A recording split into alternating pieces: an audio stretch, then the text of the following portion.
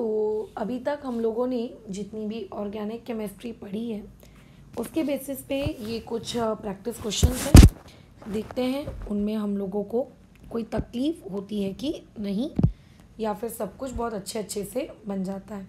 ठीक है, चलो। तो खैर चीज़ें आपको ये बोली जा रही हैं कि अगर सिग्मा बॉन्ड ऑर्बिटल होता तो सिग्मा बॉन्ड ऑर्बिटल में किस प्रकार की डीलोकलाइजेशन होती, ये तुम्हारा सवाल है। ठीक है, कि सिग्मा बॉन्ड के इसमें किस प्रकार की डीलोकलाइजेशन होती।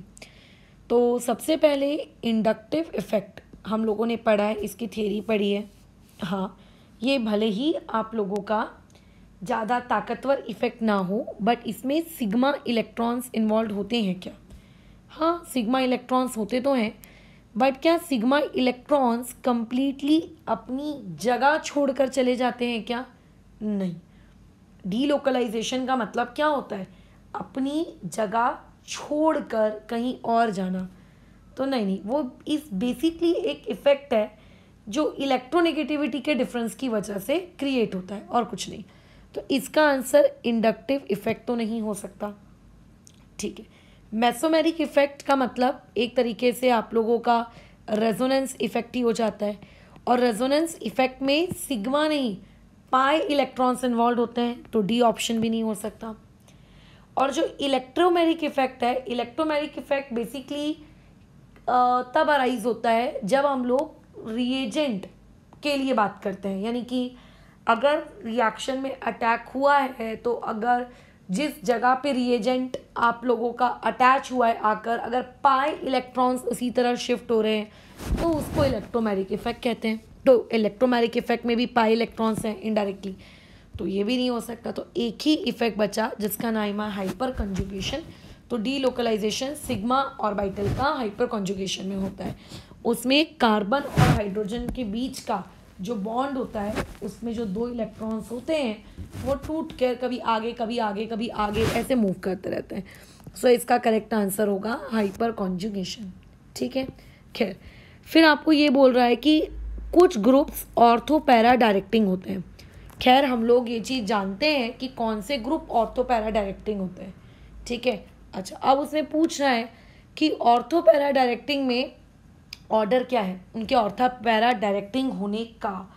तो खैर ये वाली चीज़ काफ़ी फैक्चुअल सवाल है। अच्छा, फैक्चुअल सवाल भले ही ये है, बट आपको पहले तो ये पता होना चाहिए कि ऑर्थो पैरा डायरेक्टिंग ग्रुप कहते किसको है। जिन ग्रुप्स का काम होता है इलेक्ट्रॉन देना, ठीक है, जो रेजोनेंस के वाया अपने इलेक्ट्रॉन देते हैं, ठीक है, उन लोगों को हम लोग क्या कहते हैं? आप लोगों का ऑर्थो पैरा डायरेक्टिंग कहा जाता है। अब आपके पास यहाँ पे कुछ लोगों के नाम है। OH, OH जो है अगर मैं इसकी बात करूँ तो ये +R के वाया इलेक्ट्रॉन देता है और -I के वाया इलेक्ट्रॉन लेता है। Nr2 की अगर बात करें तो Nr2 भी रेजोनेंस के वाया इलेक्ट्रॉन देता है और -I के वाया इलेक्ट्रॉन लेता है। अगर मैं इसकी बात करूँ, ये जो यहाँ पे आपको लिखवा कर दिया है NHCOCH3, यानी कि C डबल बॉन्ड O, यहाँ पर है CH3 और यहाँ पर है NH। ठीक है, तो नाइट्रोजन के ऊपर में जो लोन पेयर्स हैं, ठीक है, अगर मैं इसमें बात करूँ नाइट्रोजन के ऊपर में जो लोन पेयर्स हैं, ये लोन पेयर्स किसका काम करते हैं? ये लोन पेयर्स इलेक्ट्रॉन देने का काम करते हैं, यानी कि +R। और बेचारा नाइट्रोजन थोड़ा सा -I भी इसमें लगा देता है। और जो C डबल बॉन्ड O वाला ग्रुप है, ये हल्का सा वहाँ पे इलेक्ट्रॉन विड्रॉ करने का भी काम करता है। Cl की अगर बात करें तो तुम लोग अच्छे से जानते हो, ठीक है, Cl की अगर मैं बात करूँ तो तुम ये चीज़ अच्छे से जानते हो कि Cl के पास रेजोनेंस नहीं होती, उस बेचारे के पास सिर्फ और सिर्फ इंडक्टिव होता है, और वो भी ज़्यादा इलेक्ट्रोनेगेटिव या नॉन मेटल होने की वजह से उसके पास क्या होने लगता है? बोलो आप लोगों का -I। और जो CH3 होता है, CH3 हाइपर कॉन्जुगेशन से और +I के वाया इलेक्ट्रॉन देता है। ठीक है, किसके वाया देता है? हाइपर कॉन्जुगेशन के और +I के वाया देता है। ठीक है, तो अगर कोई तुमसे ये पूछे कि सबसे बेस्ट क्या होंगे, तो सबसे बेस्ट तो देखो यही तीनों होंगे, OH, NR2 और NHCOCH3, ये सबसे बेस्ट है। तो OH को तो सबसे आगे होना चाहिए, ठीक है, OH को तो क्या होना चाहिए, सबसे आगे होना चाहिए, जो कि वो हर ऑप्शन में है। अच्छा, अब अगर कोई ये पूछ लेगा कि सबसे वर्स्ट क्या होगा, सबसे वर्स्ट, तो वर्स्ट के बारे में अगर हम बात करें तो सबसे पुअर इफेक्ट आप लोगों का कौन सा होगा, इंडक्टिव होगा, ठीक है। अच्छा, अब लेकिन वो वर्स्ट में एक Cl आ रहा है और एक CH3 आ रहा है, जो कन्फ्यूजन क्रिएट कर रहा है। अब देखो Cl कहीं पे भी एंडिंग में नहीं है, दिख रहा है Cl कहीं एंडिंग में नहीं है, तो इसका मतलब बी ऑप्शन और डी ऑप्शन तो कभी हो नहीं सकता। अब जो होगा वो ए और सी में ही होगा, ए और सी में दोनों ही ऑप्शन में उसने CH3 को कहाँ रखा है, एंडिंग में रखा है। बस दिक्कत कहाँ है, ये Cl, NR2 और इन तीनों की पोजीशन में है, देखो तो साफ साफ पता चल रहा है कि Cl क्योंकि इलेक्ट्रॉन लेने का काम कर रहा है तो वो तो ऑब्वियसली पीछे होगा, ठीक है। तो वहाँ पे हमने इसलिए इसका करेक्ट आंसर मार्क किया ऑप्शन नंबर ई। नेक्स्ट में आते हैं, which of the following is the correct statement regarding the effect of Cl atom, मतलब अगर Cl एटम कभी किसी कार्बोकैटायन से इस तरीके से अटैच्ड हो तो उस पर क्या फर्क पड़ता है। तो देखो सबसे पहली बात, कार्बोकैटायन की स्टेबिलिटी इस बात पे डिपेंड करती है कि उसके पास कितने इलेक्ट्रॉन डोनेटिंग ग्रुप लगे, मतलब जितने ज़्यादा इलेक्ट्रॉन डोनेटिंग ग्रुप लगेंगे कार्बोकैटायन की स्टेबिलिटी उतनी बढ़ेगी। और अगर मैं क्लोरीन एटम के बारे में बात करूँ तो जैसा कि मैंने अभी बताया ये इलेक्ट्रॉन डोनेटिंग नहीं, ये विड्रॉइंग है, तो ऐसे में वो उस कार्बोकैटायन को स्टेबलाइज नहीं कर रहा है, वो उसको डीस्टेबलाइज कर रहा है। तो पहले तो ये कहना कि इट हैज़ नो इफेक्ट, ये बकवास है, उसका इफेक्ट होगा। ऊपर से ये कहना कि वो स्टेबलाइज कर रहा है, ये बकवास है, क्योंकि वो इलेक्ट्रॉन डोनेटिंग है ना, वो इलेक्ट्रॉन विड्रॉइंग है, तो वो डीस्टेबलाइज कर रहा होगा, इसीलिए करेक्ट आंसर होगा 3। ऑर्गेनिक में इस तरीके का हुआ होता है कि ऑर्गेनिक कठिन है, और कठिन है, कितनी रिएक्शन याद रखनी है। अगर आप थोड़ा बहुत भी बेसिक ऑर्गेनिक याद रखें ना तो इस टाइप के MCQ सवाल आपसे सीधा सीधा बन जाते हैं। हाँ, अगर पूरा ही डब्बा गुल रहोगे तो खैर उसका कुछ नहीं किया जा सकता। चलिए नेक्स्ट क्वेश्चन में आते हैं, दैट इज 4th। आपको 2 आजू बाजू स्ट्रक्चर दिए हैं और बोल रहे हैं कि ये किस प्रकार की आइसोमेरिज्म शो कर रहा है। देखो आइसोमेरिज्म की दुनिया में 2 लोगों का नाम बहुत ही फेमस है, दैट इज टॉटोमेरिज्म। लेकिन टॉटोमेरिज्म शो करने के लिए जो कंपाउंड होता है ना वो कैसा होना चाहिए, अल्कोहल वाला होना चाहिए, और वही अल्कोहल वाले कंपाउंड को बाद में हम लोग कन्वर्ट कर देते हैं, किस में कन्वर्ट कर देते हैं, कीटोन वाले कंपाउंड में, ठीक है। अल्कोहल से उसको किस में कन्वर्ट कर देते हैं, आपके कीटोन के कंपाउंड में, ठीक है। अच्छा, किस में कन्वर्ट कर देते हैं, कीटोन वाले कंपाउंड में। और जो अल्कोहल होना चाहिए वो डबल बॉन्ड वाला अल्कोहल होना चाहिए। खैर अभी तो पहली बात, आपको ये दोनों स्ट्रक्चर्स दिए हैं, इस स्ट्रक्चर में अगर यहाँ पर H होता, अगर इस स्ट्रक्चर में यहाँ पे H होता तो मैं कह देती कि हाँ ये लोग टॉटोमेरिज्म शो कर रहे हैं, मैं ये कह देती, क्योंकि इस H को हम लोग क्या करते, जैसे CH2 डबल बॉन्ड C, यहाँ पे CH3, और अगर यहाँ OH होता ना तो बेसिकली ये डबल बॉन्ड यहाँ आ जाता और ये H यहाँ चला जाता, इसको कहते हैं टॉटोमेरिज्म। यानी कि ये चीज़ कैसी दिखती, CH3 single bond C, CH3 और यहाँ पे कितना आ जाता है, डबल बॉन्ड O। अब क्योंकि वहाँ H है नहीं तो इसको A कहना तो गलत होगा, बराबर, इसको A कहना तो गलत होगा। ऑप्टिकल आइसोमेरिज्म शो करने के लिए जो फोरमोस्ट इम्पॉर्टेंट कंडीशन है, कार्बन आपका कायरल होना चाहिए, और कायरल कार्बन होने के लिए हाइब्रिडाइजेशन sp3 होनी चाहिए, तभी आप देखते हो कि कार्बन कायरल है कि नहीं है।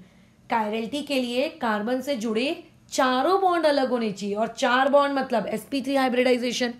तो खैर ऑप्टिकल आइसोमर्स भी नहीं हो सकते, तो देखो 2 ऑप्शन कट गए।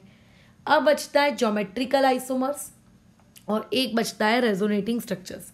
तो किसी गधे को भी समझ में आ जाना है कि ये कौन है, आप लोगों का रेजोनेटिंग स्ट्रक्चर्स हैं, ये कौन है, आप लोगों के रेजोनेटिंग स्ट्रक्चर्स हैं, ठीक है। ये कहानी।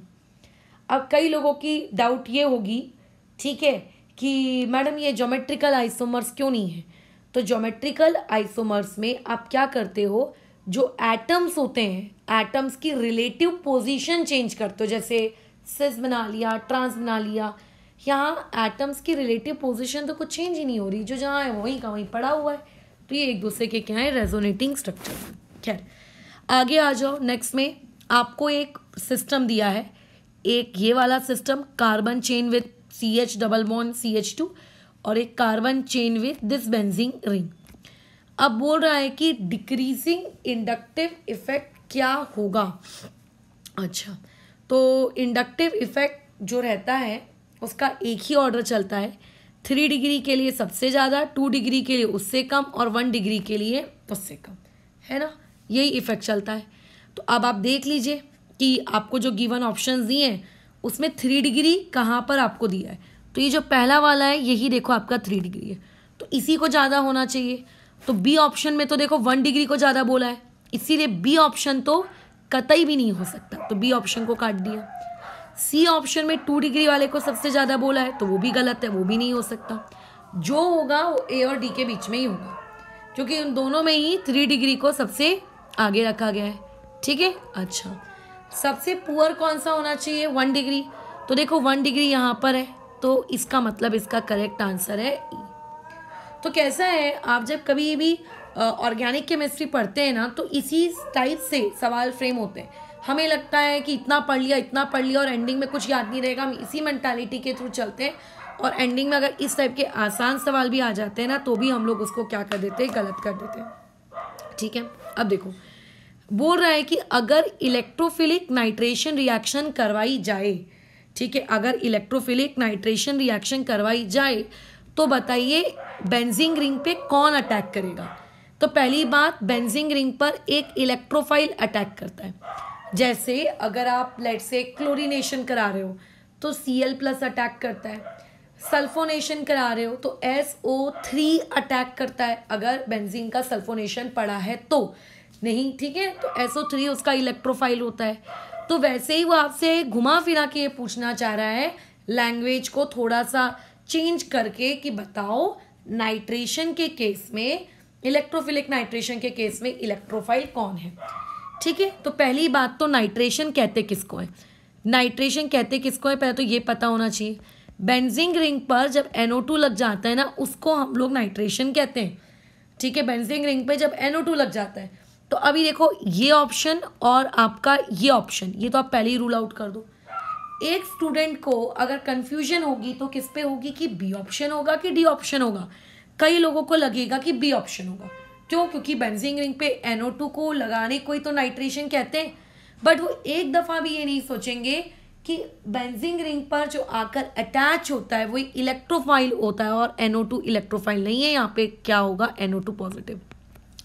तो जब भी आप एक रिएक्शन मैकेनिज्म पूछते हैं, ऑब्वियसली कि मेंस के पेपर में या JEE के पेपर में या नीट के पेपर में आपसे वो मैकेनिज्म लिखवाने को तो आएगी नहीं, तो इसका मतलब वो आपसे ज़रूर उस मैकेनिज्म से ही जो छोटे छोटे सवाल फ्रेम होंगे वो आपसे वो पूछना चाह रहा होगा।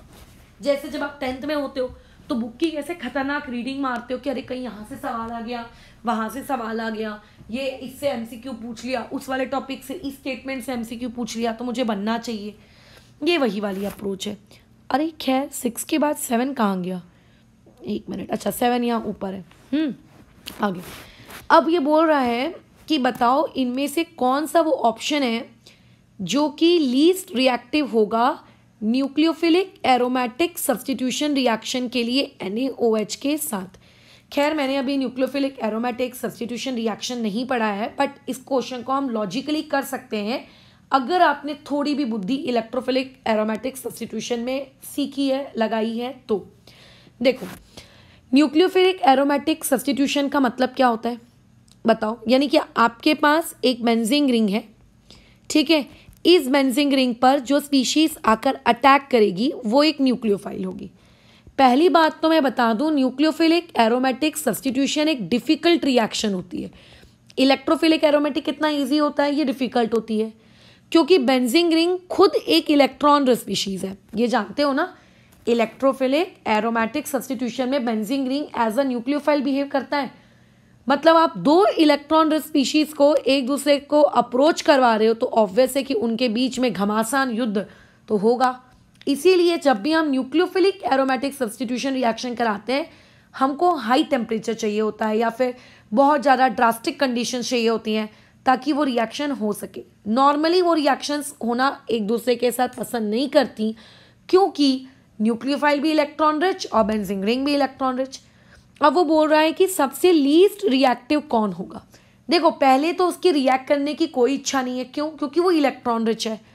अब इमेजिन करो, आपने इस बेंजीन रिंग से एक ऐसा ग्रुप लगा दिया, आपने इस पर्टिकुलर बेंजीन रिंग से एक ऐसा ग्रुप लगा दिया जो इस बेंजीन रिंग को और इलेक्ट्रॉन डोनेट कर रहा है, मतलब जो बेंजीन रिंग रिच है उसको और रिच बना रहा है। बताओ, तो रिचनेस इंक्रीज हो गई, तो रिचनेस इंक्रीज होने से डिफिकल्टी तो और बढ़ जाएगी। बल्कि यानी कि इलेक्ट्रॉन डोनेटिंग ग्रुप आप लोगों के न्यूक्लियोफिलिक सब्स्टिट्यूशन रिएक्शन को डिफिकल्ट बनाते हैं, क्योंकि वो बेंजीन रिंग को और क्या कर देते हैं, रिच कर देते हैं। वो बेंजीन रिंग को और क्या कर देते हैं, रिच कर देते हैं। तो इसका मतलब अगर आपने इलेक्ट्रोफिलिक एरोमेटिक सब्स्टिट्यूशन किया होता तो यही इलेक्ट्रॉन डोनेटिंग ग्रुप आपके लिए सुभान अल्लाह बहुत अच्छे रहते हैं, क्योंकि वो उसको और रिच कर रहे हैं, क्योंकि आने वाला एक इलेक्ट्रोफाइल है।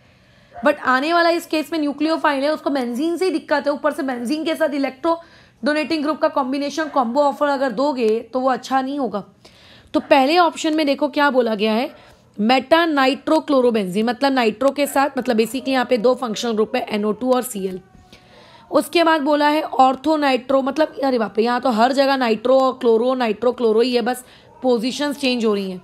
खैर, यानी कि पहला क्वेश्चन कुछ इस तरीके से है, बेंजीन है, उसमें क्लोरीन है, उसके रिस्पेक्ट की NO2 पोजीशन पे, मेटा पोजीशन पे NO2 है। बी ऑप्शन में क्या है आपका, क्लोरीन है, उसके रिस्पेक्ट की ऑर्थो पोजीशन पे NO2 ग्रुप लगा है। सी ऑप्शन में बेंजीन रिंग है, उसके इसमें क्लोरीन लगा है और उसकी पैरा पोजीशन पे NO2 लगा है। और उसके बाद जो आपका डी ऑप्शन है, उस डी ऑप्शन में क्लोरीन है और उसकी सेकेंड और फोर्थ पोजीशन पे क्या लगा हुआ है, NO2 ग्रुप लगा हुआ है। अब बताओ, तो तुम तो बोलोगे मैम ये तो बहुत ही अच्छा है, NO2 तो इलेक्ट्रॉन विड्रॉ करता है, ये तो फेवरेबल है। तो आप ये देखो कि सबसे ज़्यादा इलेक्ट्रॉन विड्रॉ कहाँ हो रहे हैं। तो आप ये देखिए, जो पहला केस है आपके पास, उसमें NO2 मेटा पोजीशन पे लगा है, और तुम्हें याद होगा मेटा पोजीशन पे रेजोनेंस काम नहीं करती, यानी कि फर्स्ट ऑप्शन में सिर्फ -I से ही इलेक्ट्रॉन खींचे जा रहे हैं। बाकी बी और सी ऑप्शन, दोनों ही ऑप्शन में -I भी काम कर रहा है, -R भी काम कर रहा है। अगर मैं बोलूँगी बी और सी में और ए में कौन ज़्यादा रिच है, तो तुम्हें नहीं लगता, तुम ये बोलोगे मैडम ए ज़्यादा रिच है, और इसके तो ये तो सबसे ज़्यादा डेफिशिएंट है, क्योंकि इसमें दो NO2 लगे हैं भाई, इसमें तो दो NO2 लगे हैं। फिर तो यानी कि पहला ऑप्शन वो ऑप्शन है जो बाकी के तीन ऑप्शंस के कंपेयर में जहाँ से कम इलेक्ट्रॉन्स रिमूव हो रहे हैं, क्योंकि वहाँ से कम इलेक्ट्रॉन रिमूव हो रहे हैं तो वो कम रिच होगा, सॉरी वो ज़्यादा रिच होगा, और ज़्यादा इलेक्ट्रॉन रिच होगा तो भैया डिफ़िकल्टी आएगी। इसलिए इसका करेक्ट आंसर क्या है, 7 का ए। तो अगर किसी इंसान ने इलेक्ट्रोफिलिक एरोमेटिक सब्स्टिट्यूशन का भी लॉजिक पढ़ा है तो उसी लॉजिक से वो इस क्वेश्चन को भी सॉल्व कर सकता है। ठीक है, नेक्स्ट क्वेश्चन बोला जा रहा है, मैक्सिमम डिहाइड्रेशन किसमें होगा। देखो, डिहाइड्रेशन का मतलब होता है H2O को रिमूव करना, और ये क्वेश्चन हम ऑलरेडी किए हैं, बट लैंग्वेज ऑब्वियस है कि इस तरीके से आप लोगों को देखने को मिल रही है, तो शायद माइट भी आपको याद नहीं आ रहा हो कि कहाँ किया है। अगर तुम किसी भी अल्कोहल को, लेट्स से ROH को, अगर उसकी एसिड हाइड्रोलिसिस कर लेते हो तो जो उसका अल्कोहल है प्रोटोनेट कर देते हो अगर उसको, तो वो बेसिकली इस फॉर्म में कन्वर्ट हो जाता है, फिर नेक्स्ट स्टेप में H2O का लॉस हो जाता है और कार्बोकैटायन बन जाता है ना, बराबर। यानी कि इनडायरेक्टली अल्कोहल की हाइड्रोलिसिस जब की जाती है, एसिड हाइड्रोलिसिस, तो उसके बाद जब H2O निकल जाता है उसी को डिहाइड्रेशन कहते हैं। इसी पर्टिकुलर स्टेज को हम लोग क्या कहते हैं, डिहाइड्रेशन। और डिहाइड्रेशन होने के बाद क्या फॉर्म होता है, कार्बोकैटायन फॉर्म होता है। ठीक है, कार्बोकैटायन फॉर्म होता है। सोचो जरा, अगर इसकी डिहाइड्रेशन हो गई तो कार्बोकैटायन कहाँ पे फॉर्म होगा। कार्बोकैटायन फॉर्म होगा यहाँ बाजू में। अगर यहाँ डिहाइड्रेशन हो गई इस केस में तो कार्बोकैटायन कहाँ फॉर्म होगा, यहाँ पर। अगर यहाँ पे डिहाइड्रेशन हुई, ठीक है, तो कार्बोकैटायन कहाँ पे फॉर्म होगा, यहाँ पे फॉर्म होगा। कहाँ गया, यहाँ, एक मिनट, सॉरी, यहाँ पे फॉर्म होगा। और इनमें से किसी एक की डिहाइड्रेशन करा दो, खैर फिलहाल तो मान लेते हैं यहाँ की कराई, तो कार्बोकैटायन यहाँ फॉर्म होगा। ठीक है, इस तरीके से होगा। अब आपको ये डिसाइड करना है, ठीक है, अब आपको ये डिसाइड करना है कि आपका जो कार्बोकैटायन बना है, आपका जो कार्बोकैटायन बना है वो मैक्सिमम स्टेबल कहाँ पर है। बस जहाँ पर वो मैक्सिमम स्टेबल है वहाँ पे उसकी डिहाइड्रेशन सबसे बढ़िया तरीके से होगी। हो गया हमारा सवाल खत्म। नेक्स्ट में आ जाते हैं। Which of the following is the best choice of reagent to carry out electrophilic iodination of aromatic ring. खैर ये तो पूरा का पूरा थियोरेटिकल सवाल है। अगर तुमको ये सवाल का आंसर नहीं मिल रहा है, अपनी नोट्स कॉपी को खोलो, जहाँ पे मैंने electrophilic aromatic electrophilic substitution reaction पढ़ाया है, उस पर्टिकुलर टॉपिक को ओपन करो। जब उस पर्टिकुलर टॉपिक को ओपन करोगे तो वहाँ तुमको एक टॉपिक मिलेगा हेलोजिनेशन। ठीक है, वहाँ पे तुमको क्या मिलेगा, एक टॉपिक मिलेगा हेलोजिनेशन। उस पर्टिकुलर टॉपिक को खोलकर उसके एक दफ़ा नोट्स देख लो। वहाँ पे मैंने तुम्हें बताया है कि क्लोरीनेशन करना आसान होता है, ठीक है, इवन दो ब्रोमिनेशन करना भी आसानी हो जाता है, लेकिन हम पहली बात हम फ्लोरिनेशन नहीं करते, है ना। हम लोग क्या करते हैं, हम लोग फ्लोरिनेशन नहीं करते, ये वहाँ बताया है। अच्छा, और वहाँ पे ये भी चीज़ बताई है कि आयोडीनेशन वैसे तो नहीं किया जाता है, लेकिन अगर तुमको आयोडीनेशन करना है तो इस पर्टिकुलर रिएजेंट का आप प्रयोग करें। जब आप इस पर्टिकुलर रिएजेंट का प्रयोग करेंगे तो आपकी आयोडीनेशन हो जाएगी। वहाँ पे नोट्स में तुमको लिखा हुआ दिखेगा। अब वैसे मेरे इतना डिस्क्राइब करने से पहले ही आपका ये आंसर आ जाना चाहिए, हाँ हाँ करके। हमें पता है यहाँ पर ये करने से आयोडीनेशन हो जाती है, ये हमको आइडिया है, ये आपको पहले से पता होना चाहिए। तो अपनी नोट्स कॉपी खोलो, उस पर्टिकुलर नोट्स कॉपी में जाओ और नोट्स कॉपी में जाकर देखो। ठीक है, तो जब आप नोट्स कॉपी को जाकर देखोगे तब आपको इस 9th वाले का आंसर मिल जाएगा, और उसका आंसर है ऑप्शन ए, I2 और HNO3। इसका हम मिक्सचर यूज़ करते हैं। जब आप इसका मिक्सचर यूज़ करते हैं तो उस पर्टिकुलर मिक्सचर से क्या होता है, आप लोगों का आयोडीनेशन हो जाता है। अदरवाइज आयोडीनेशन को होने में क्या होती है, बोलो, तकलीफ होती है। वो नखरे मारता है कि अरे अरे अरे अरे करके, मेरे को नहीं होना, मेरे को नहीं होना, मेरे को नहीं होना, इस तरीके का। ठीक है, तो आयोडीनेशन करने का ये क्या होता है, तरीका होता है। ये क्या होता है, तरीका होता है। खैर आ जाओ नेक्स्ट वाले में, 10th। अरे वाह, ये तो हम लोगों का खैर फेवरेट टॉपिक है। ठीक है, SN1 रिएक्शन इज फिजिबल। अच्छा, नाइट्रेशन तो खैर मैंने पढ़ा दिया है, फिर मैं ये क्यों कह रही थी कि नाइट्रेशन मैंने नहीं पढ़ाया है। मुझे लग रहा था कि शायद मैंने नाइट्रेशन नहीं पढ़ाया है, बट मैं नाइट्रेशन पढ़ा चुकी हूँ। सल्फोनेशन मैंने आज पढ़ाया है, नाइट्रेशन मैं पढ़ा चुकी हूँ। हेलोजिनेशन मुझे याद नहीं आ रहा है कि मैंने हेलोजिनेशन पढ़ाया कि नहीं पढ़ाया, पता नहीं, देखना पड़ेगा एक बार सारी चीज़ें रिवाइज करके। नहीं पढ़ाया तो मुझे अपडेट कर देना, मुझे बिल्कुल याद नहीं मैंने हेलोजिनेशन पढ़ाया कि नहीं पढ़ाया एक बार। SN1 रिएक्शन इज फिजिबल इन, तो इसके लिए आपको वही SN1 की घिसी पिटी कंडीशंस याद होनी चाहिए कि SN1 रिएक्शंस की फेवरेबल कंडीशंस क्या होती हैं। खैर काफ़ी वक्त हो गया है SN1 को छोड़े हुए, तो याद तो होगा नहीं। तो SN1 की सारी भूली बिसरी कंडीशन छोड़ दो, एक कंडीशन हमेशा पता होनी चाहिए कि जो आपका रिएजेंट, यानी कि रिएजेंट भी छोड़ो, जो सबस्ट्रेट होता है वो सबस्ट्रेट 3 डिग्री अगर होगा तो बेस्ट SN1 आपको मिलेगा। और दूसरी चीज़ आपको ये पता होनी चाहिए कि आपके जो ब्रिज हेड कंपाउंड्स होते हैं, ब्रिज हेड हेलोजन कंपाउंड्स होते हैं, या फिर जो आराइल वाले कंपाउंड्स होते हैं, ये लोग ना तो SN1 देते हैं और ना ही ये लोग SN2 देते हैं। तो इसीलिए सी ऑप्शन तो कतई नहीं हो सकता, क्योंकि वो कैसा है, आपका आराइल है। अच्छा, डी ऑप्शन की बात करें तो ये 1 डिग्री है, तो 1 डिग्री के लिए तो खैर SN1 नहीं होती। अगर इसकी बात करूँ तो ये भी 1 डिग्री है, तो इसके लिए भी SN1 नहीं होगी। तो एक ही ऑप्शन बचा, 3 डिग्री आ गया।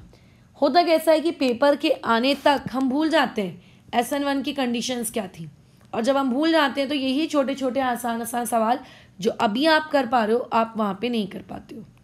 वैसे तो 11th वाला क्वेश्चन बहुत ही आसान है। इसमें बोला गया है कि किस ऑप्शन में अंडरलाइन कंपाउंड एक sp3 हाइब्रिडाइजेशन शो करता है।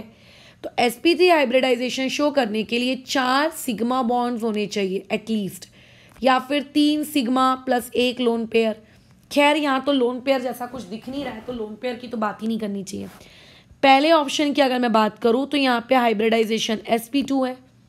सेकेंड ऑप्शन की अगर मैं बात करूँ तो मतलब डी ऑप्शन आपको कुछ इस तरीके का दिखता है। डी ऑप्शन में भी हाइब्रिडाइजेशन sp2 है।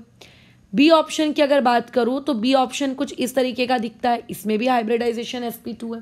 तो एक ही बचा ऑप्शन, वो है 11 का सी। तो इसका करेक्ट आंसर आएगा 11 का सी। बोल रहा है कि सबसे स्टेबल कार्बोनियम आयन कौन सा है।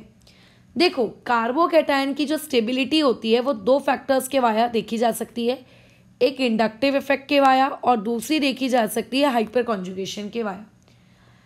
इंडक्टिव इफेक्ट के अकॉर्डिंग अगर मैं चलूँ तो 3 डिग्री 2 डिग्री 1 डिग्री होता है ऑर्डर, और हाइपर कॉन्जुगेशन में अल्फा हाइड्रोजन हमें चेक करने होते हैं, है ना। हमें क्या चेक करने होते हैं, अल्फा हाइड्रोजन बराबर क्या चेक करने होते हैं, अल्फा हाइड्रोजन। तो ऑप्शन ए को अगर मैं देखूँ तो वो 2 डिग्री है और उसके पास अल्फा हाइड्रोजन्स कितने हैं, 6 अल्फा हाइड्रोजन्स हैं। बी ऑप्शन को देखूं तो वो 1 डिग्री है, अल्फा हाइड्रोजन सिर्फ मात्र 3 ही है। डी ऑप्शन को देखूं तो डी ऑप्शन के पास क्या है, 3 डिग्री भी है, ऊपर से उसके पास 9 अल्फा हाइड्रोजन है। सी ऑप्शन को देखूं तो सी ऑप्शन आप लोगों का कितना डिग्री है, सी ऑप्शन आप लोगों का कितना डिग्री है चेक करो। सी ऑप्शन आपका मात्र 1 डिग्री है। गलती से भी ये मत बक देना कि वो आपका 3 डिग्री का है। कार्बोकैटायन जिस कार्बन मतलब कार्बोकैटायन वाला कार्बन, वो कार्बोकैटायन जो है वो कितने कार्बन से जुड़ा है, तो वो मात्र एक ही कार्बन से जुड़ा है, कार्बोकैटायन वाला कार्बन, तो वो 1 डिग्री है और उसके पास अल्फा हाइड्रोजन भी 0 है। बल्कि सबसे लीस्ट स्टेबल में तो इसी का नाम आएगा, और मैक्सिमम स्टेबिलिटी किसकी होगी, इस डी वाले की। अगर कल को कोई एक ऐसी सिचुएशन आ जाती कि जिसकी डिग्री कम है बट अल्फा हाइड्रोजन ज़्यादा है, तो अल्फा हाइड्रोजन को प्रायोरिटी देते। क्यों, क्योंकि हाइपर कॉन्जुगेशन इंडक्टिव इफेक्ट से ज़्यादा पावरफुल होता है। ठीक है, खैर नेक्स्ट क्वेश्चन में आते हैं। बोल रहा है कि एक इलेक्ट्रोफिलिक एरोमेटिक सब्स्टिट्यूशन रिएक्शन कर रहे हैं, तो उस एरोमेटिक इलेक्ट्रोफिलिक सब्स्टिट्यूशन रिएक्शन के लिए सबसे बढ़िया एक्टिवेटिंग ग्रुप कौन है। देखो, एक्टिवेटिंग ग्रुप का मतलब होता है बेसिकली जो रिएक्शन को फास्ट करेगा। अब ऐसा कोई लिखित नियम नहीं है कि ये फलाना ग्रुप एक्टिवेटिंग, ये फलाना ग्रुप डीएक्टिवेटिंग। मैंने पढ़ाते वक्त भी बताया है कि आप उस पर्टिकुलर ग्रुप को किस रिएजेंट मतलब किस सबस्ट्रेट के लिए यूज़ कर रहे हो उस पर डिपेंड करता है।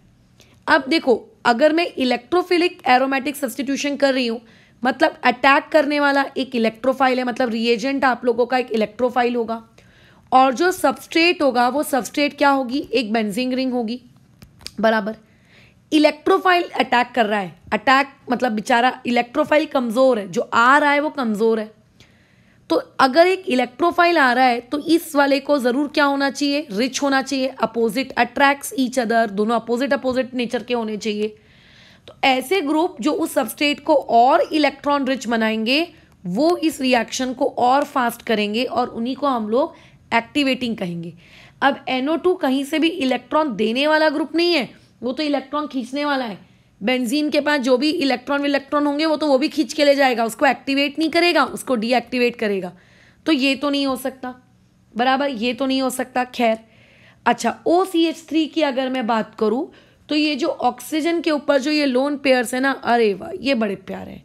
ये लोग क्या करेंगे, -I से इलेक्ट्रॉन खींचेंगे। कई लोगों को लग रहा होगा मैडम रेजोनेंस भी तो करेंगे, है ना। ठीक है, देखेंगे बाद में इनके बारे में। सबसे ज़्यादा अच्छा ये वाला, ये C डबल बॉन्ड OCH3, ये भी -R से इलेक्ट्रॉन खींचेगा। तो ना तो बी ऑप्शन होगा ना तो सी ऑप्शन होगा, जो होना है वो ए और डी के बीच में ही होगा। अब तुम मुझे बताओ नाइट्रोजन और आपके OCH3 के बीच में किसकी इलेक्ट्रॉन देने की एबिलिटी ज़्यादा अच्छी है? ऑब्वियस है नाइट्रोजन की। और किसकी इलेक्ट्रॉन विड्रॉ करने की एबिलिटी कमज़ोर है? ऑब्वियसली नाइट्रोजन की, क्योंकि उसकी इलेक्ट्रोनेगेटिविटी कम है। तो सबसे बेस्ट उनके लिए जो होगा वो कौन होगा? नाइट्रोजन वाला। ठीक है, खैर ये हो गया हमारा काम। ये 14 वाला क्वेश्चन हम बाद में करेंगे, पहले 15 में आ जाते हैं। Which of the following intermediate has a complete octet around the carbon atom? देखो कार्ब अनायन फ्री रेडिकल, हे भगवान, फ्री रेडिकल का तो ऑक्टेट ही कंप्लीट नहीं होता, तो फ्री रेडिकल को तो गोली मारो। कार्बोकैटायन का भी कभी आपका ऑक्टेट कंप्लीट नहीं होता, उसको भी गोली मारो। कार्बिन पता है किसको कहते हैं? कार्बिन इस बला को कहते हैं। इसके पास ऑक्टेट नहीं होता है, इसके पास सेक्सटेट होता है। ठीक है, इसके पास सेक्सटेट होता है कार्बिन। मैंने ये भी पढ़ाया था, एक होता है सिंगलेट कार्बिन, एक होता है ट्रिपलेट कार्बिन, राइट। तो ऐसे में ये भी नहीं हो सकता। तो एक ही इंटरमीडिएट है कार्बन के इंटरमीडिएट्स की दुनिया में जिनका ऑक्टेट कंप्लीट होता है, और वो होते हैं कार्ब अनायन, CH3 निगेटिव। हाइड्रोजन के साथ मतलब 3 बॉन्ड बने, मतलब 6 इलेक्ट्रॉन, और एक लोन पेयर है, इसका मतलब टोटल 8। ये हो गया क्वेश्चन। नेक्स्ट वाला क्वेश्चन है विच of the following is strongest base? आपको कौन सा बेस स्ट्रॉन्ग होगा, कौन सा कमजोर होगा, किसी भी चीज की एसिडिक स्ट्रेंथ किन फैक्टर्स पे डिपेंड करेगी, बेसिक स्ट्रेंथ किन फैक्टर्स पे डिपेंड करेगी, इसका एक बहुत ही अच्छा खासा तुमको पुराण लिख कर दिए हैं, तो वो आपको पता होना चाहिए। देखो बेस का मतलब बेसिकली मैं एक इतना जानती हूँ, एक ऐसी स्पीशीज जो इलेक्ट्रॉन डोनेट करने के लिए खड़ी है, एकदम तैनात, जी हुजूर इलेक्ट्रॉन डोनेट करो, तुरंत भाग गई। अगर मान लेते हैं कभी भी कोई भी इलेक्ट्रॉन इन्वॉल्व हो जाता है किस काम में, अगर वो एरोमेटिसिटी में इन्वॉल्व हो जाता है, मतलब उस इलेक्ट्रॉन की वजह से किसी सिस्टम की एरोमेटिसिटी बन रही है, या फिर अगर वो इन्वॉल्व हो जाता है रेजोनेंस करने में, तो ऐसे कामों में जब आप किसी इलेक्ट्रॉन को मशरूफ करा देते हैं तो उस पर्टिकुलर इलेक्ट्रॉन की डोनेट करने की एबिलिटी कम हो जाती है, और इसीलिए उसकी बेसिसिटी भी क्या हो जाती है? कम हो जाती है। ठीक है, तो अगर आपको एक अच्छा बेस चाहिए तो आपके इलेक्ट्रॉन ने ना तो रेजोनेंस करना चाहिए और ना ही उसने एरोमेटिसिटी में जाना चाहिए। अब देखो ये नाइट्रोजन तो भैया सीधा सीधा रेजोनेंस करने जा रहा है, 16 का ए ऑप्शन। ठीक है, वैसे ही 16 का बी ऑप्शन ये भी रेजोनेंस कर सकता है, 16 का सी ऑप्शन ये भी रेजोनेंस कर सकता है। तो ए बी सी एक अच्छे बेस नहीं है, लेकिन 16 का डी ऑप्शन रेजोनेंस नहीं कर सकता क्योंकि वो बेंजीन रिंग से अटैच ही नहीं है। देखो ना, वो तो कार्बन से अटैच्ड है, तो यहाँ रेजोनेंस नहीं हो सकती, और क्योंकि वहाँ रेजोनेंस नहीं हो सकती इसका मतलब वो इलेक्ट्रॉन डोनेशन के लिए अवेलेबल है, इसीलिए सबसे स्ट्रॉन्गेस्ट बेस कौन सा होगा? डी। ठीक है, इसीलिए सबसे स्ट्रॉन्गेस्ट बेस कौन सा होगा? डी। ऐसे ही होता है पेपर में, ऐसे 4 खतरनाक खतरनाक स्ट्रक्चर्स बनकर आते हैं और हम लोग डर जाते हैं, अरे ऑर्गेनिक केमिस्ट्री नहीं बनेगी, छोड़ दो। बट एक्चुअली में कुछ छोड़ने लायक नहीं है कि छोड़ दो, ईजी है, कोशिश करोगे तो बनेगा। ठीक है, चलो 17 में आ जाओ। 17th में आपको Cl डॉट दिया है, मतलब फ्री रेडिकल एक रिएक्शन है। खैर फ्री रेडिकल रिएक्शन ये मैं देखो अभी पढ़ाने की हूँ, ठीक है, तो ये वाला क्वेश्चन राइट नाउ हम नहीं करेंगे। मैं अभी इलेक्ट्रोफिलिक फ्री रेडिकल रिएक्शन मैंने पढ़ाया है कि नहीं पढ़ाया है, एक मिनट, प्रोपोगेशन इनिशिएशन मुझे एक्चुअली याद नहीं आ रहा है, बहुत दिन हो गए ना, लिंक छूटा हुआ है। जहाँ तक मुझे याद आ रहा है फ्री रेडिकल शायद पढ़ा दिया है, हाँ पढ़ा दिया है, छोड़ा नहीं है। खैर तो फ्री रेडिकल में क्या होता है बताओ, ये जो Cl का जो आपका प्यारा सा नन्ना मुन्ना सा ये फ्री रेडिकल है, ये कहाँ जाएगा? हाइड्रोजन को निकालने जाएगा। और कहाँ जाएगा? कहाँ कहाँ के हाइड्रोजन निकाल सकता है बताइए?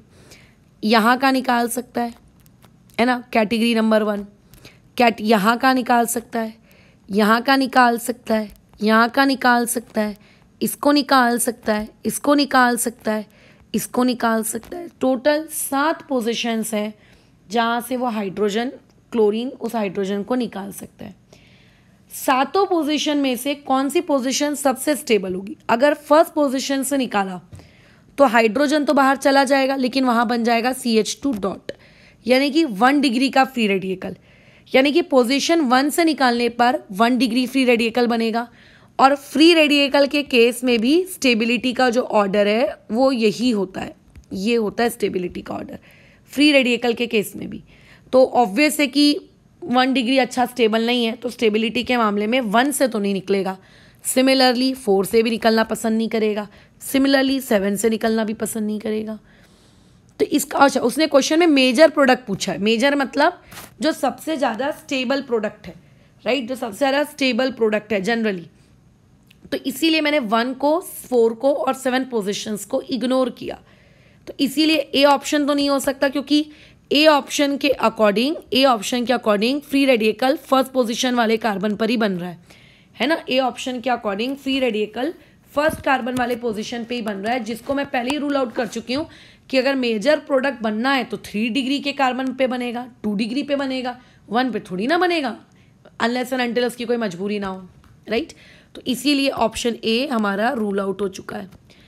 और कौन से ऑप्शन है जिनको आप रूल आउट कर सकते हैं? खैर, जो सेकेंड पोजीशन का कार्बन है ये कितने डिग्री का है? ये 2 डिग्री का है। जो थर्ड पोजीशन का कार्बन है ये भी कितने डिग्री का है? ये आपके 3 डिग्री का है। अच्छा, तो अगर सेकेंड डिग्री और 2 डिग्री में उसको मौका मिले तो वो कहाँ अपना फ्री रेडिकल बनाना पसंद करेगा? ऑब्वियस है कि वो खुद का फ्री रेडिकल 3 डिग्री पे बनाएगा। मतलब पोजीशन नंबर 2 को भी आप क्या कर सकते हो? इग्नोर कर सकते हो, है ना। पोजीशन नंबर 2 को भी आप क्या कर सकते हो? इग्नोर। तो ढूंढिए कि किस पर्टिकुलर स्ट्रक्चर में पोजीशन नंबर 2 में फ्री रेडिकल बना है। कई लोगों को ना नज़रों का धोखा हो जाएगा और वो लोग मार्क कर देंगे, मैडम देखो सेकंड पोजीशन में यहाँ बना है, इसको आप हटा दो। भाई तुम देखो, उसने स्ट्रक्चर को उलट दिया है तुमको बेवकूफ़ बनाने के लिए, स्ट्रक्चर को उलट दिया है। वो स्ट्रक्चर उसने लेफ्ट टू राइट बनाने के बजाय भी राइट टू लेफ्ट बना दिया है। तो स्ट्रक्चर नंबर 2 यानी कि इस पोजीशन में नहीं बनाना है फ्री रेडिकल, तो ये पोजीशन CH2 है, यानी कि CH डॉट, यानी कि बेसिकली ये रूल आउट होना चाहिए, ना कि बी ऑप्शन। उसने बड़ी ही चालाकी से स्ट्रक्चर को उलट दिया ताकि तुम बेवकूफ़ बन जाओ, ठीक है, तो वो बनना मत। खैर, अब 2 पोजीशंस बची, एक थर्ड वाली बची, अच्छा एक थर्ड वाली बची और एक फिफ्थ वाली बची। थर्ड वाली कितनी डिग्री की है? थर्ड वाली आपकी 3 डिग्री की है। फिफ्थ वाली कितने डिग्री की है? वो 2 डिग्री की है। तो ऑब्वियस है कि फिफ्थ वाली को भी आप हटा दो, यानी कि ड्यूटेरियम से जो कार्बन अटैच्ड है उस पर भी फ्री रेडिकल बनना पसंद नहीं करेगा। फ्री रेडिकल कहाँ बनना पसंद करेगा? 3 डिग्री वाले पर। तो इसीलिए सी ऑप्शन भी हट गया। तो फ्री रेडिकल कहाँ बनेगा? 3 डिग्री पे। तो 3 डिग्री वाला कौन है? यही है, बी ऑप्शन। इसीलिए करेक्ट आंसर आएगा इसका बी। तो सवाल ना देखो कितने आसान है, सब बहुत ही आसान सी चीज़ें हैं। आपको बस थोड़ा सा खोपड़ी का इस्तेमाल करना है कि अच्छा मेजर प्रोडक्ट, अच्छा ये वाली चीज़, ओह वो वाली चीज़, ऐसे सोचते हुए। खैर, इनमें से आपको पूछा जा रहा है सबसे स्ट्रॉन्ग न्यूक्लियोफाइल कौन होगा। देखो, न्यूक्लियोफिलिसिटी का मैंने एक बहुत ही डिटेल वीडियो बनाया है, उसकी एक बहुत ही डिटेल क्लास ली है न्यूक्लियोफिलिसिटी की। अलग अलग फैक्टर्स हैं जिन पे आपकी न्यूक्लियोफिलिसिटी डिपेंड करती है, जैसे कि न्यूक्लियोफाइल कैसा होना चाहिए, ऐसा वैसा फलाना ढिमका। उसमें न्यूक्लियोफाइल की जो सबसे फोरमोस्ट इम्पॉर्टेंट कंडीशन है, वो फोरमोस्ट इम्पॉर्टेंट कंडीशन क्या है कि इलेक्ट्रॉन रिच होना चाहिए। और कोई भी चीज़ इलेक्ट्रॉन रिच कब होगी? जब उसके इलेक्ट्रॉन्स डोनेशन में ना गए हों। जैसे मैंने अभी स्ट्रॉन्ग बेस वाले लॉजिक में बताया ना आपको, अगर कोई चीज़ एरोमेटिसिटी में चली गई है तो वो वाली चीज़ भूल जाओ कि वो डोनेशन के लिए अवेलेबल है, क्योंकि वो एरोमेटिसिटी के काम के लिए चली गई। अगर कोई चीज़ रेजोनेंस करने चली गई है तो भूल जाओ कि उस चीज़ से आप डोनेशन करवा सकते हो, क्योंकि वो तो रेजोनेंस करने के लिए चली गई। तो अगर आप चाहते हो कि आप लोगों के पास एक अच्छा न्यूक्लियोफाइल हो, तो एक अच्छे न्यूक्लियोफाइल की क्या निशानी होती है? एक अच्छे न्यूक्लियोफाइल की क्या निशानी होती है? एक अच्छे न्यूक्लियोफाइल की ये निशानी होती है कि वो इलेक्ट्रॉन रिच होना चाहिए। वो क्या होना चाहिए? इलेक्ट्रॉन रिच होना चाहिए। अगर तुम ऑप्शन नंबर बी को देखो तो वो बेसिकली क्या है? वो CH3COO निगेटिव है ना, वो CH3COO निगेटिव है। और सब लोग अच्छे से जानते हैं कि CH3COO नेगेटिव, उसमें यानी कि कौन होती है, उसमें आप लोगों की रेजोनेंस होती है। तो ऑब्वियस है कि यहाँ पर तो न्यूक्लियोफिलिसिटी ज़्यादा रहने से रही, या बराबर यहाँ पे तो न्यूक्लियोफिलिसिटी, न्यूक्लिक स्ट्रेंथ यहाँ पे रहने से रही। बढ़िया है, ठीक है। नहीं तो मैक्सिमम लोगों को यही लगता है कि नेगेटिव वाला है तो ज़्यादा बेटर न्यूक्लियोफाइल होगा। नेगेटिव वाला मैं मानती हूँ एक बेटर न्यूक्लियोफाइल होता है अगर वो रेजोनेंस में इन्वॉल्व नहीं हो रहा हो तो। नेक्स्ट वाले के बारे में बात देखें, डी वाले के बारे में। तो डी में क्या है, NC यानी कि N ट्रिपल बॉन्ड C और CH2 नेगेटिव। इसमें भी आप रेजोनेटिंग स्ट्रक्चर बना सकते हैं, आप इसका भी रेजोनेटिंग स्ट्रक्चर बना सकते हैं। इस तरीके से N के ऊपर नेगेटिव चार्ज आ जाएगा, ठीक है, एक मिनट, ठीक है, N के ऊपर नेगेटिव चार्ज ले आएंगे और यहाँ पे डबल बॉन्ड कार्बन और यहाँ पे CH2 डबल बॉन्ड, ऐसे। तो ये भी गलत है, इसीलिए डी ऑप्शन भी नहीं। जो होगा वो A और C के बीच में होगा। A और C में देखो ये C2H5 है और ये CH3 है, एक नाइट्रोजन है और एक आप लोगों का सल्फर है, ठीक है। अब देखो नाइट्रोजन की इलेक्ट्रोनेगेटिविटी ज़्यादा है, बराबर। अगर उसकी इलेक्ट्रोनेगेटिविटी ज़्यादा है, नाइट्रोजन की इलेक्ट्रोनेगेटिविटी ज़्यादा है, मतलब इलेक्ट्रॉन को वो देना नहीं चाहेगा। तो जिसकी इलेक्ट्रोनेगेटिविटी कम होती है वो ज़्यादा आसानी से इलेक्ट्रॉन दे देता है। तो किसकी इलेक्ट्रोनेगेटिविटी कम है, सल्फर की, तो वो आसानी से दे देगा। इसीलिए एक बेटर न्यूक्लियोफाइल कौन होगा, C2H5SH। न्यूक्लियोफिलिसिटी के थोड़े से नोट्स रिवाइज कर लेना, अदरवाइज दिक्कत हो जाएगी। खैर, नेक्स्ट क्वेश्चन में आते हैं। Among the following the most basic, देखो बेसिक के लिए मैंने अभी यहाँ पे जो प्रवचन दिए थे वही सेम प्रवचन ऊपर भी वैलिड है। ये है आपके पास ऑप्शंस। इसको तो खैर पिरिडीन कहते हैं, इसको खैर पायरॉल कहते हैं। ये पर्टिकुलर लोन पेयर, ठीक है, ये जो महान आपका लोन पेयर है, ये पर्टिकुलर लोन पेयर एरोमेटिसिटी में इन्वॉल्व होता है। किस में इन्वॉल्व होता है, एरोमेटिसिटी में। इसकी वजह से आपका पूरा सिस्टम एरोमेटिक सिस्टम कहलाता है। इसकी वजह से आपका जो पूरा का पूरा सिस्टम है वो एक एरोमेटिक सिस्टम कहलाता है। तो भैया ये तो बेसिक होने से रहा, ठीक है। अच्छा, यहाँ पे भी लोन पेयर्स होंगे, यहाँ पे भी लोन पेयर्स होंगे, है ना। अच्छा, उसके बाद डी वाला ऑप्शन है। डी वाले ऑप्शन का क्या ख्याल है, ये वाला जो लोन पेयर है, ये वाला pyridine not involve in resonance, ये रेजोनेंस में इन्वॉल्व नहीं होता। और बाकी के ऊपर दो में तो रेजोनेंस ही नहीं होती, ठीक है। बाकी के ऊपर के दो ऑप्शंस में तो रेजोनेंस ही नहीं होती, तो रेजोनेंस ही नहीं होती है तो बहुत ही अच्छी बात है। अब आपको बताना है कि फिर भी इनमें सबसे ज़्यादा बेसिक कौन है। तो बेसिक कौन है, मतलब कौन अपने इलेक्ट्रॉन्स को देने के लिए रेडी है, बॉन्ड बनाने के लिए रेडी है। तो इसका आंसर है ए। अब कई लोगों का डाउट होगा क्यों, तो इस क्वेश्चन के लिए आप काइंडली नोट्स कॉपी रेफर करिए, उसमें ये चीज़ लिखवा कर दी गई है।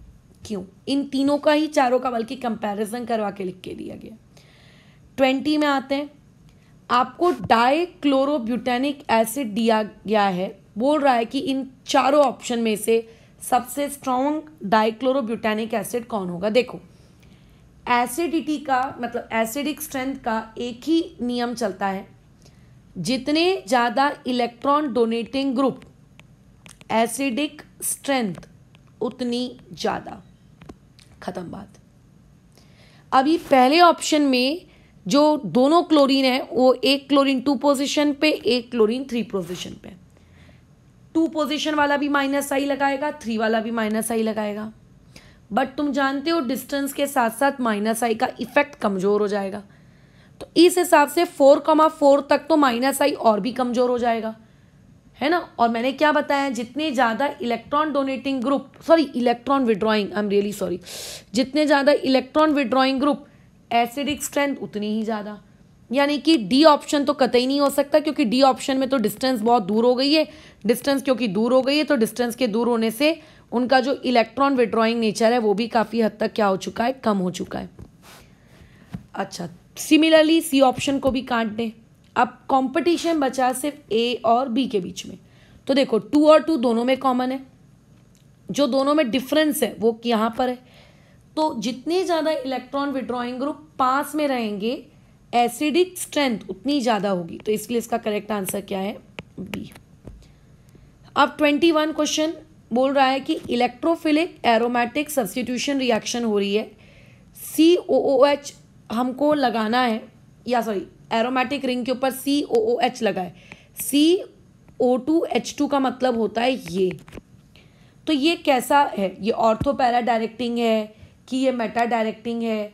तो ध्यान रखना ये पर्टिकुलर ग्रुप आप लोगों का क्या होता है, ये एक डीएक्टिवेटर है। ऐसा COH पे कोई थप्पा मत लगा देना कि तू तो डीएक्टिवेटिंग है भाई।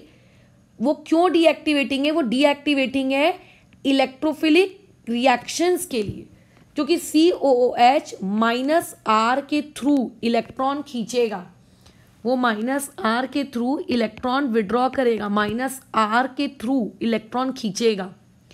और इलेक्ट्रोफिलिक एरोमेटिक सब्स्टिट्यूशन का मतलब होता है बेंजीन रिंग को रिच होनी चाहिए बेंजीन रिंग, और अगर COOH लगाओगे तो वो इलेक्ट्रॉन खींचेगा, मतलब उसको रिच नहीं करेगा, कमजोर बनाएगा। तो एक्टिवेटर तो नहीं हो सकता, जो होगा वो A और B में से ही होगा। और जो डीएक्टिवेटर होते हैं वो कौन सी पोजीशन पे जाते हैं, मेटा। ये हम लोग ऑलरेडी पढ़ चुके हैं ओरिएंटेशन वाले टॉपिक में, ठीक है। इसलिए इसका आंसर है 21 का बी। 22 में आ जाओ। आपको बोल रहा है कि ये आपका कंपाउंड है एक, क्या है ये कंपाउंड, CH3 CH2 CH, यहाँ पर F, यहाँ पे CH3। इसकी रिएक्शन करा रहे हैं हम RO नेगेटिव ऑब्लिक ROH के साथ, R मतलब CH3। बताइए प्रोडक्ट क्या बनेगा, बताओ। तो इसमें सबसे पहले तो ये डिसाइड करें कि ये रिएक्शन है कौन सी। तो ये एक है एलिमिनेशन रिएक्शन, बराबर। अच्छा, अब एलिमिनेशन रिएक्शन है, अब एलिमिनेशन करना है किसका, इस F का। ये होगी अल्फा पोजीशन। अब मुझे इस F के साथ एक H भी तो बाहर निकालना है। एक बार अगर मैं इस H को बाहर निकालूंगी तो प्रोडक्ट क्या बनेगा, CH3 CH2 CH double bond CH2। एक बार मैं इस वाले CH को बाहर, मतलब ये वाले H को बाहर निकालूंगी तो प्रोडक्ट यहाँ पे बनेगा CH3 CH double bond CH CH3। अब मेजर प्रोडक्ट कौन होगा, आपने वो पढ़ा था ना रूल, क्या नाम है इसका, हाँ मैं भूल रही हूँ, सेटजेफ और हॉफमैन। तो वैसे तो मेजर प्रोडक्ट जो बनता है वो मेजर प्रोडक्ट किसके बेसिस पर डिसाइड होता है, अल्फा हाइड्रोजन के बेसिस पर, कि अल्कीन के पास अल्फा हाइड्रोजन कितने। तो अगर मैं इस वाली अल्कीन की बात करूं तो इसके पास तो सिर्फ 2 अल्फा हाइड्रोजन है, और इस वाली अल्कीन के पास 6 अल्फा हाइड्रोजन है। तो ज़्यादा स्टेबल कौन हुआ, ये हुआ। तो यानी कि यहाँ पे इसका आंसर होगा बी, यानी कि हॉफमैन प्रोडक्ट ना बनेगा, यहाँ पे कौन सा प्रोडक्ट बनेगा, सेटजेफ प्रोडक्ट बनेगा। हॉफमैन प्रोडक्ट बहुत ही लिमिटेड जगहों पे बनता है, वो कॉपी के नोट्स में लिखवाया है कि कौन सी जगहों पे बनता है। खैर, एक ये हॉफमैन रीअरेंजमेंट रिएक्शन के बारे में बात कर रहा है। मैंने अभी हॉफमैन रीअरेंजमेंट रिएक्शन नहीं पढ़ाई है। हॉफमैन रूल अलग होता है और हॉफमैन रीअरेंजमेंट अलग होता है, तो इसीलिए इस पर्टिकुलर के बारे में अभी हम लोग डिस्कशन नहीं कर रहे हैं, ठीक है। 24, which of the following acid has lowest pKa. देखो pKa का और एसिडिक स्ट्रेंथ का जो आपस में रिलेशनशिप चलता है ना, वो रिलेशनशिप इनवर्स का चलता है। तो पहले आप क्वेश्चन को उनकी एसिडिक स्ट्रेंथ के अकॉर्डिंग अरेंज कर दो और फिर बाद में pKa के अकॉर्डिंग कर लो, खत्म कहानी।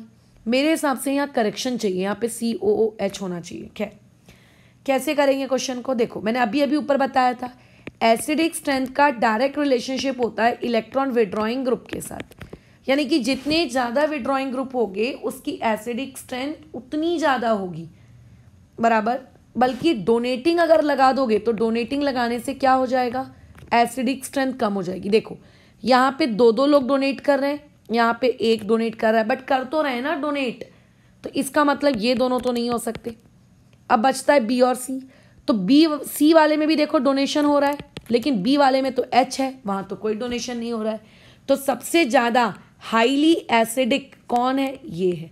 और ये क्योंकि हाईली एसिडिक है इसीलिए इसका pKa भी क्या होगा, लोएस्ट होगा, क्योंकि एसिडिक स्ट्रेंथ का और pKa का कैसा रिलेशनशिप चलता है, इनवर्स का।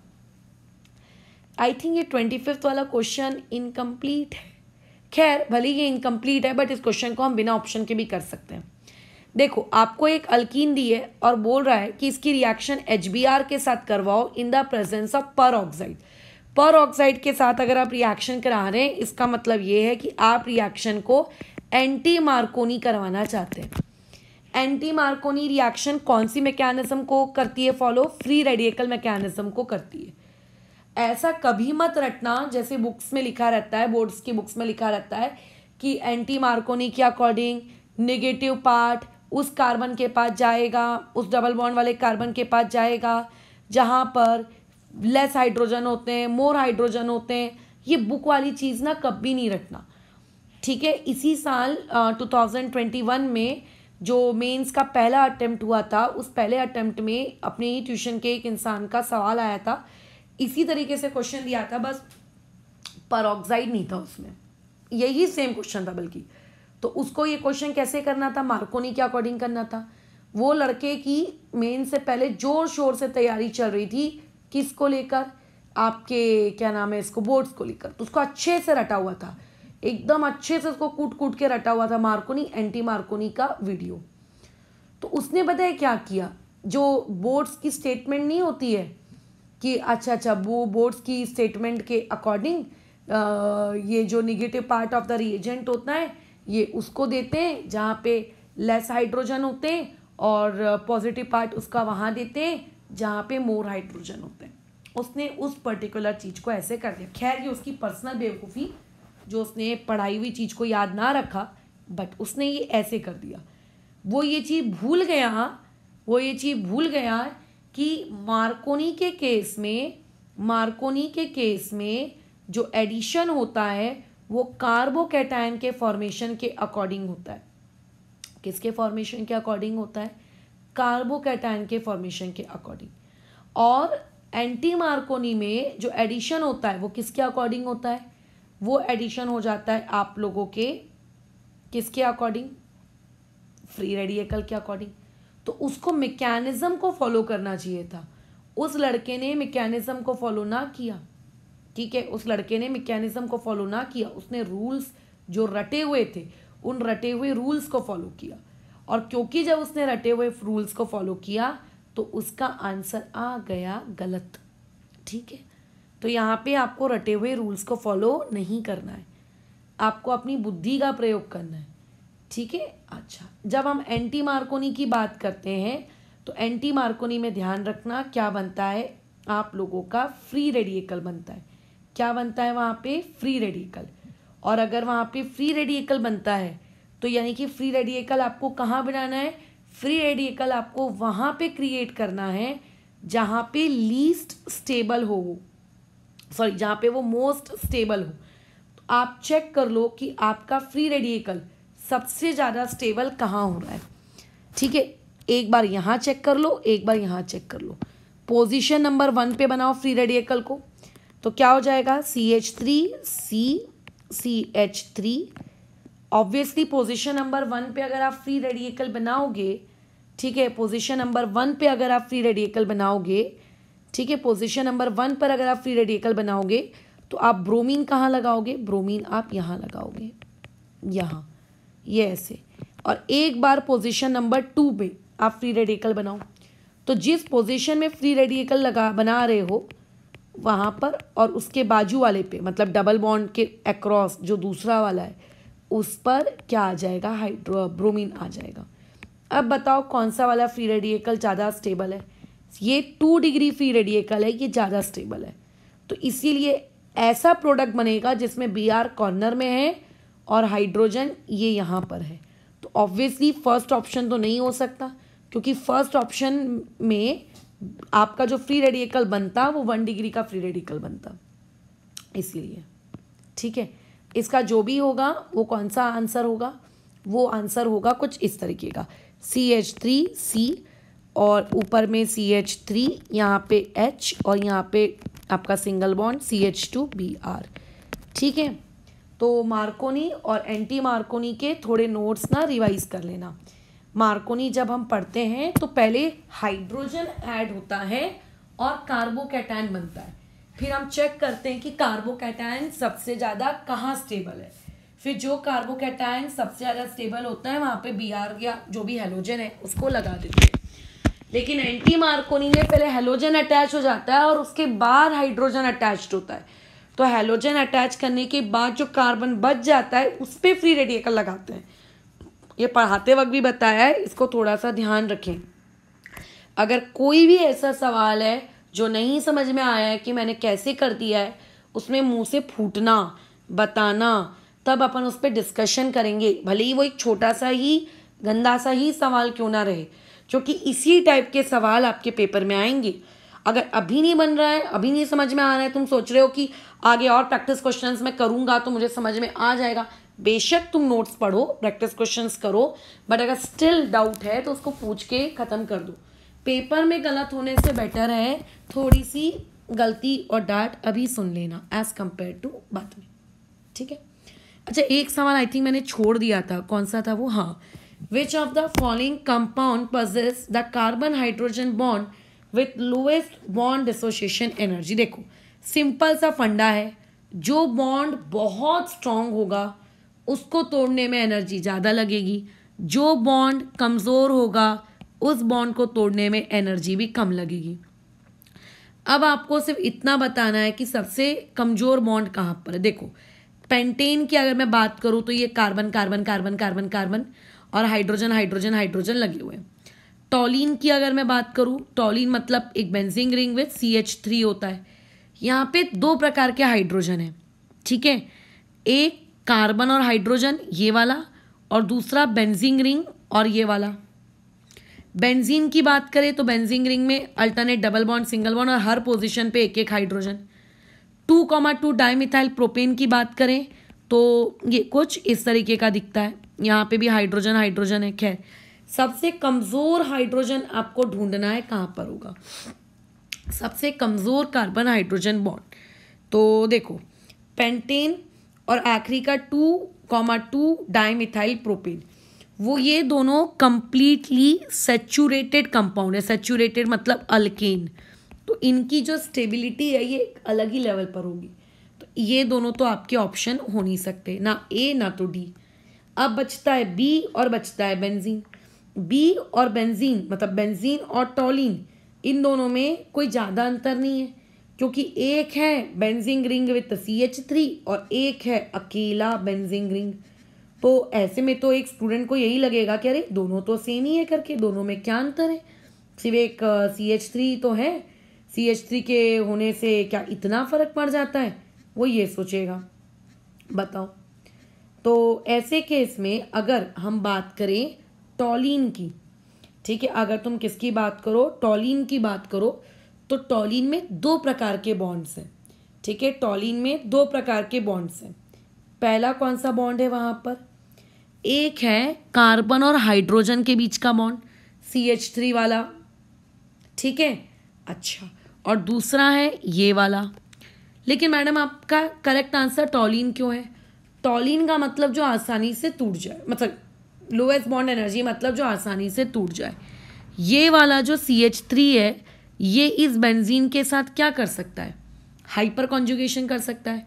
और शायद तुम्हें पता होगा कि हाइपर कॉन्जुगेशन का मतलब ही होता है कि कार्बन और हाइड्रोजन के बीच का बॉन्ड टूट जाना और उन दोनों के बीच के जो इलेक्ट्रॉन है वो टेम्पररी शिफ्ट हो जाना, और ये चीज़ बहुत फटाफट फटाफट फटाफट होती है इसीलिए। और बेंजीन में खैर इस प्रकार का कोई हाइपर कॉन्जुगेशन हो ही नहीं रहा है, तो वहाँ टूटा टूटी वाला केस थोड़ा कम है, इसीलिए इसका करेक्ट आंसर है टॉलिन।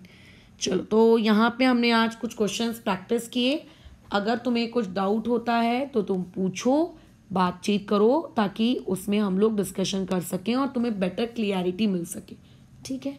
बाकी तो पढ़ाई करना नहीं करना खैर वो तुम्हारी मर्जी है। कुछ क्वेश्चंस तुम्हें होमवर्क में दिए जा रहे हैं, ठीक है। अच्छा, जैसे ये है मैच द पेयर है, ये आपका क्वेश्चन नंबर 1, ये कॉलम 1 कॉलम 2, इन दोनों के बीच में मैच द पेयरिंग करनी है। ये क्वेश्चन नंबर 2 है, ये क्वेश्चन नंबर 3 है, ये क्वेश्चन नंबर 4 है और ये क्वेश्चन नंबर 5 है। 5 मैच द पेयर्स तुमको दिए हैं, ये तुमको बनाने हैं। नेक्स्ट टाइम जब मैं डाउट डिस्कशन लूँगी ना, तब उस वक्त मैं इस पर्टिकुलर मैच द पेयर का आपको आंसर की दे दूंगी, मतलब उसी वक्त मैं वीडियो में ही मार्क कर दूंगी इसके आंसर्स, अलग से आंसर की मैं ग्रुप में नहीं दूंगी, ठीक है। जब नेक्स्ट टाइम हम प्रैक्टिस क्वेश्चंस लेंगे, अब मैं उम्मीद करती हूँ कि मैंने 25 क्वेश्चंस लिए हैं जैसे आज के दिन, तो एक स्टूडेंट को इन क्वेश्चंस पे कमांड बनाने के लिए हो सकता है 1 या 2 दिन का वक्त लग जाए। तो इसीलिए अभी हम जो भी नेक्स्ट प्रैक्टिस क्वेश्चन का सेशन लेंगे